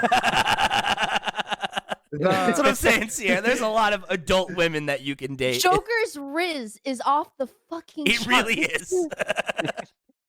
This dude is his game is yeah. unmatched. Oh yeah, the guy knows how to spit. That's all I know. guess He knows so. how to Yeah, spit. for a person who barely talks at all, he's very good at. For a person whose catchphrase is "I'll just add this," like the guy's got game. The guy's got game. But the music in the office, in the doctor's office, I think the song's called "Butterfly Kiss." It's the one that goes nah nah nah, and then it breaks down. I've been listening to that since I like got into that area, since like the section started for us. Mm-hmm.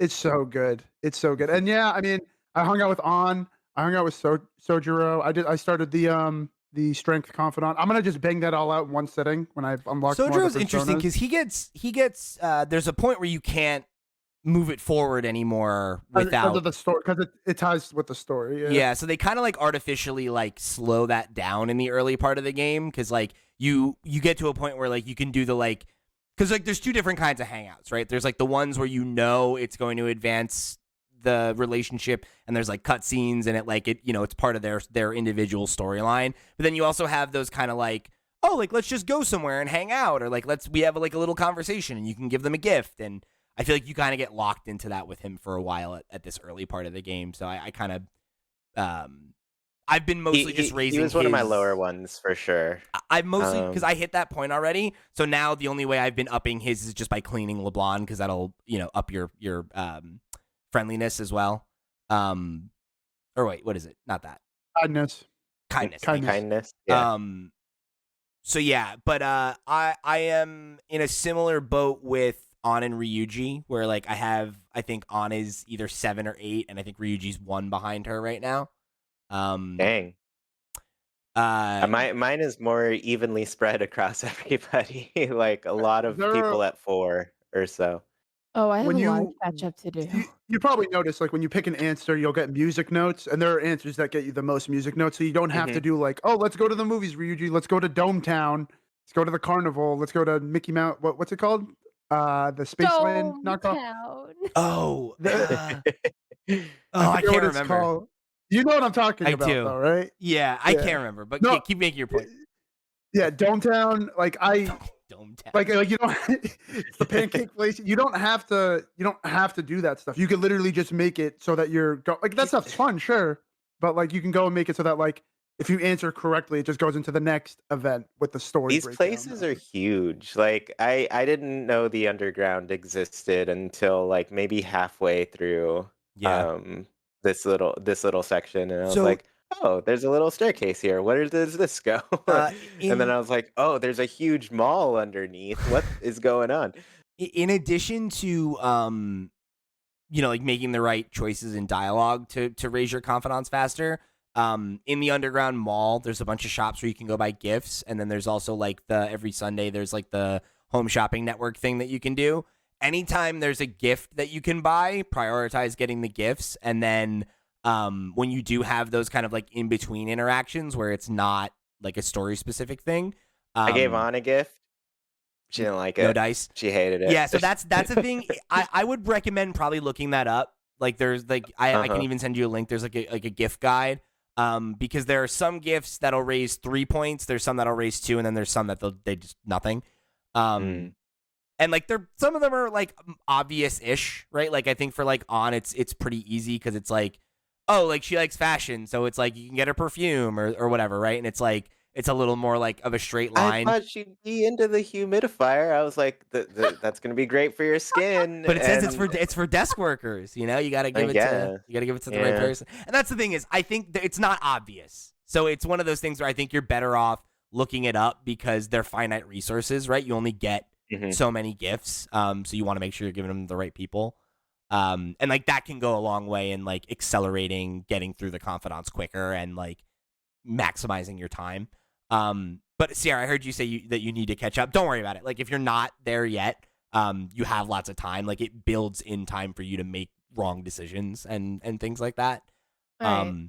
The only thing I would recommend is if a character that you like offers to spend time with you or is available to spend time with you, prioritize that because that is less predictable.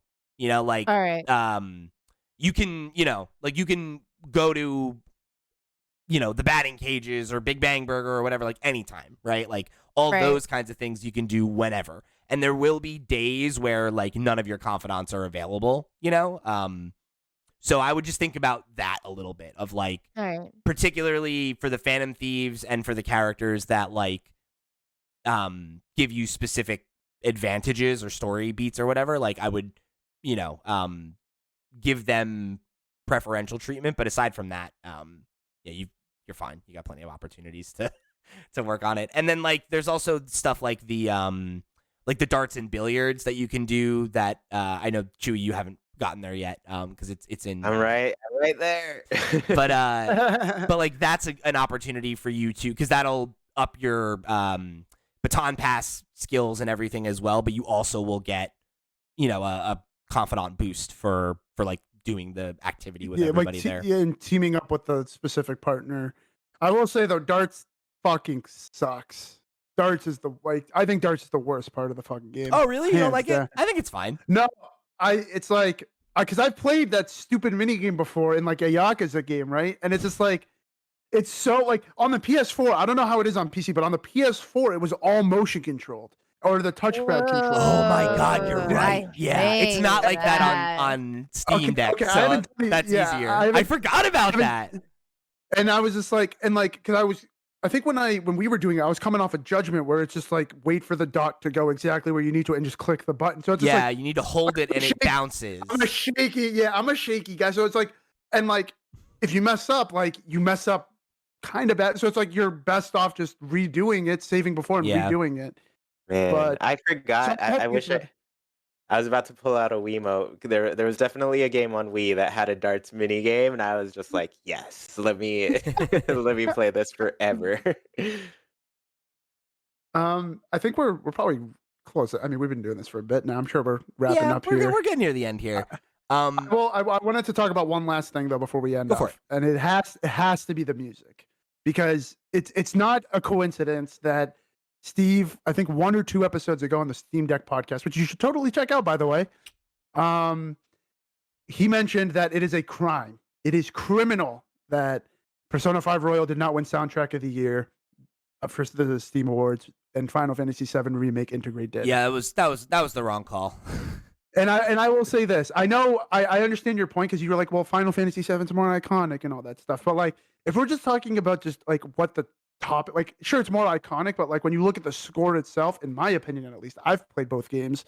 I think Persona 5 Royal dumps on Final Fantasy VII Remake.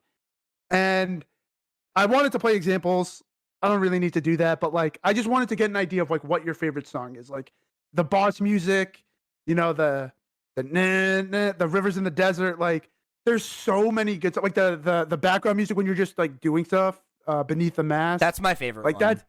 I was think gonna ask, that's what's your favorite song? I think that's an easy answer because it's so prevalent, but like I love the vibe of that song. Yeah. You know, like I think like particularly I like how sparse it is. Like I like that it's really just that one like lick, you know, and then like the drum part comes in with the vocal to like give it a little bit more movement, but like that super simple chord progression, the da na na na na na na is like it's such a good lick, and I think it crosses the bar that is most important for good video game music, which is that if you listen to that loop in a row for like hours, it's like, oh, this is still good. Like this is still it's still catchy, and it's satisfying to hear the conclusion, especially because like I like how in the chord progression it's like the first 4 notes are like straight, and then there's like a really slight rest before the last one, and it's just such a satisfying like stress and release pattern. And it's good vocal too, you know. Yeah. Mhm. What about Sierra? I'll go to you first. What do you think? I was familiar with some of the music before I played the game because I got a couple requests on a past cover stream to do Last Surprise and Wake Up, Get Up, Get Out There.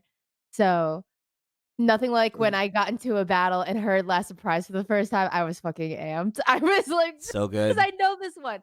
But yeah, a lot of I like the background music while doing the socialist hymn stuff.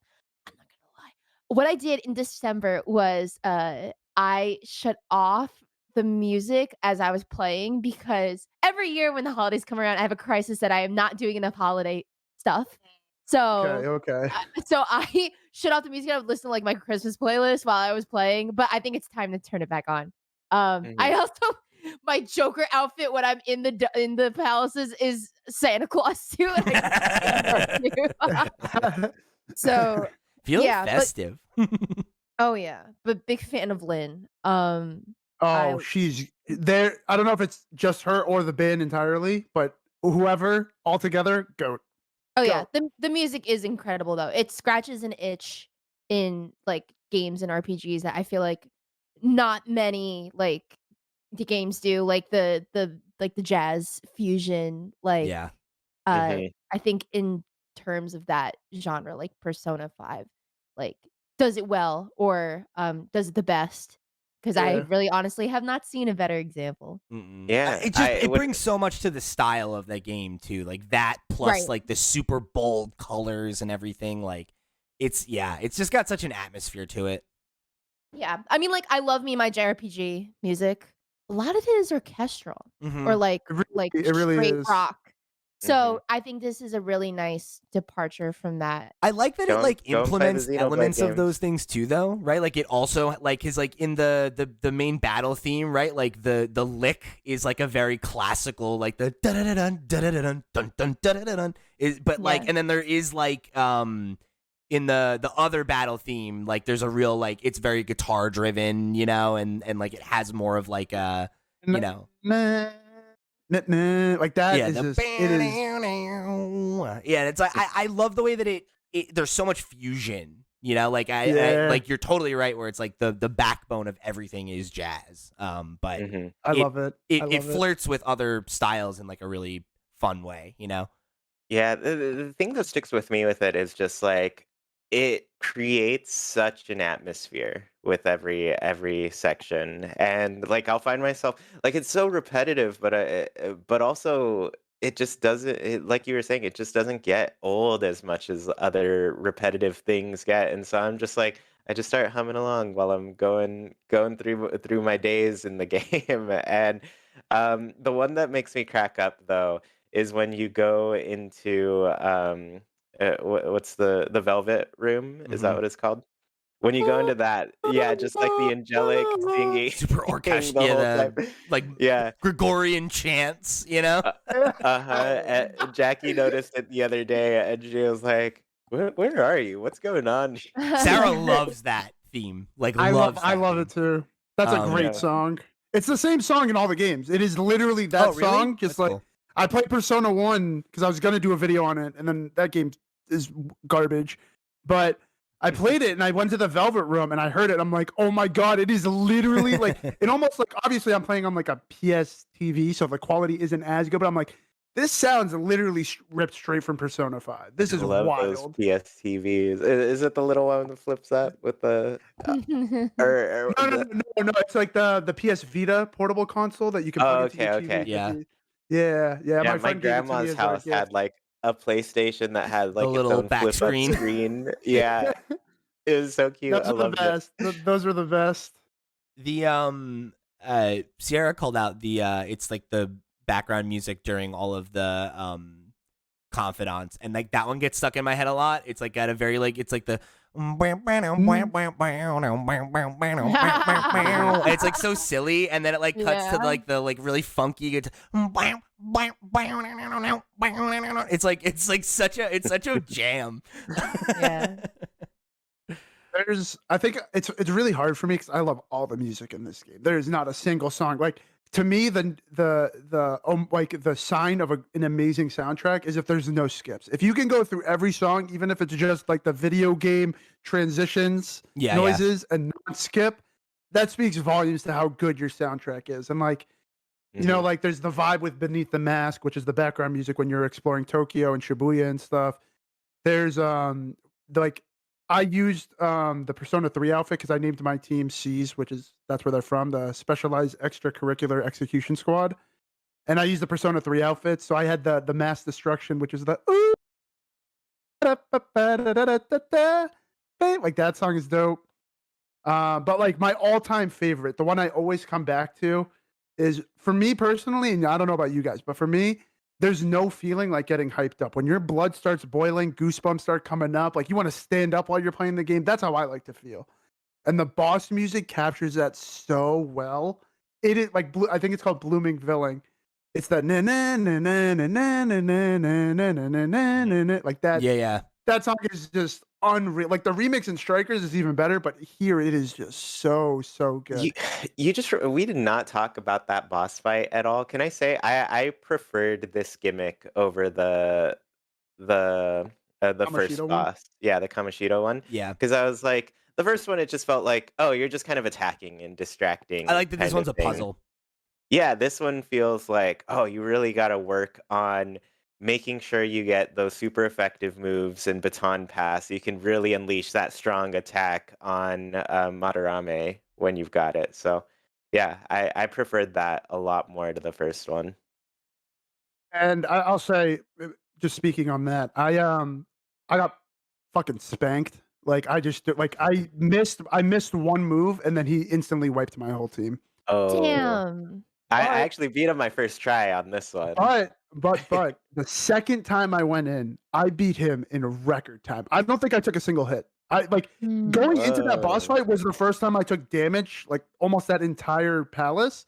I beat him so fast. Like the game was just like, oh yeah, you got none of the lucky RNG. We're just gonna give it all to you here. I got every critical. I'm like, Nice. I'm about to use a physical attack. Please hit critical, and then you hear, Goemon, fight! And then I'm just like, yes. So I agree with you. That gimmick is a lot better. I didn't like it at first because like Shin Megami Tensei 5 does this a lot, where it's just like he's just like resistant to everything you have on you. So it's just like it's cool to like figure out that puzzle, but like it's kind of annoying that like that's the gimmick. It's like, oh, you literally can't do anything. Find another way to do something. They do it really well in that boss fight. hmm Yeah, Yeah. it's a satisfying one for sure.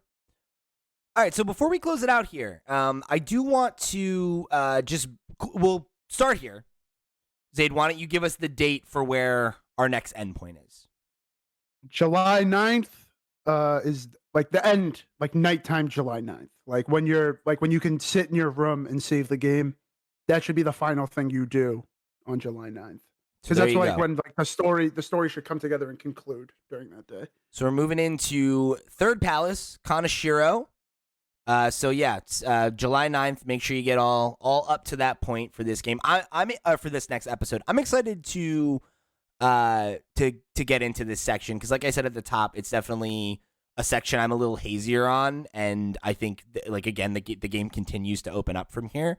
So I'm very excited to see how Chuy and Sierra get on with it. Because I think if you were excited about how much it opened up here, that only continues as time goes on. You don't even know. There's so much left on the map, that you haven't seen There's yet. so which many is cool. areas we still haven't even been to yet. There's so many places we haven't been to. Like the map, you guys think the map is big now?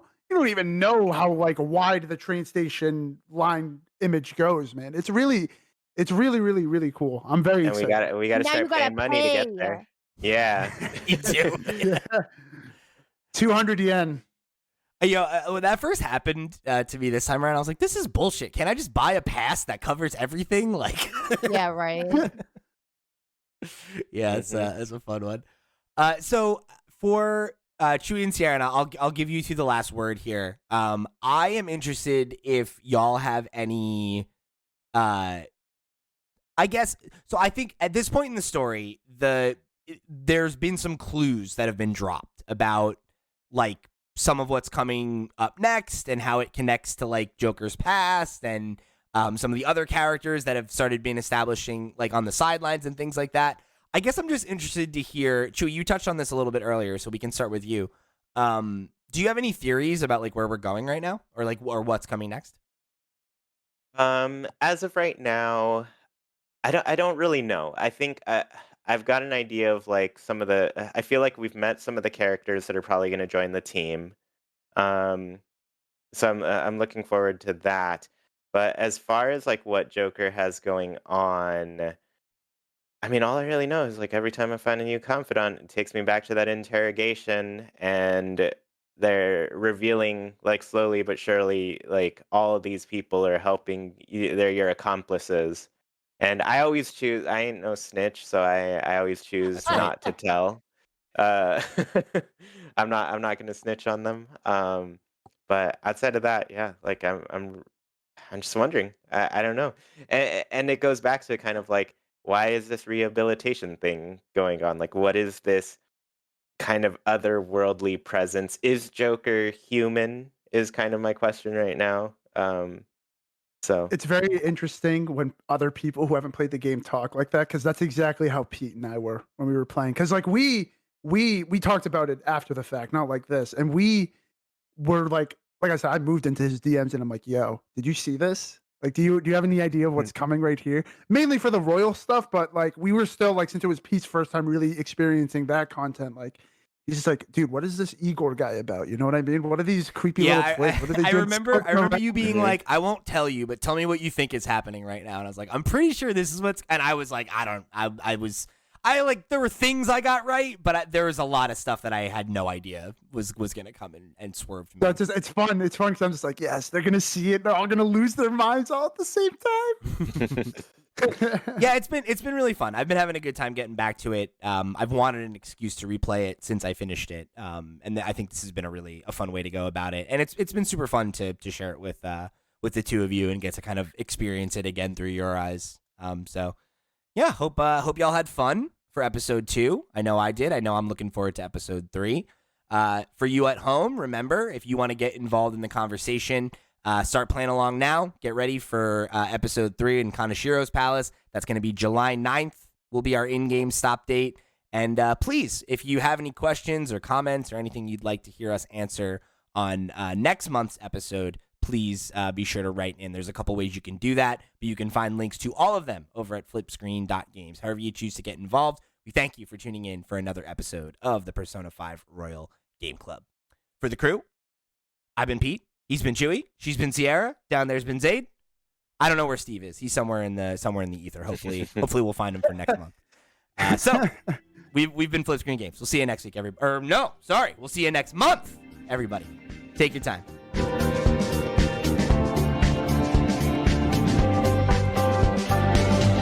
Left every day.